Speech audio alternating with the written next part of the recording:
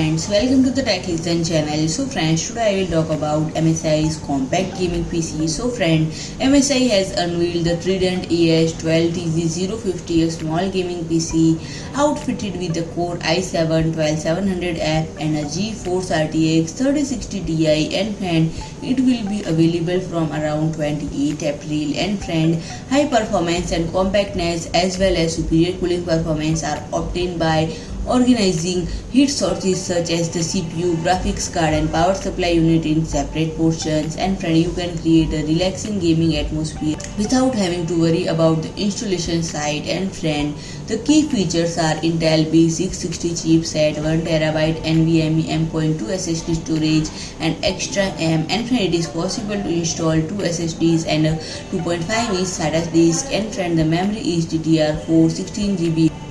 And the network is Realtek RTL8125B 2.5 gigabit LAN, IEEE 802.11a, B, G and AC/AX wireless LAN and Bluetooth 5.2 is supported.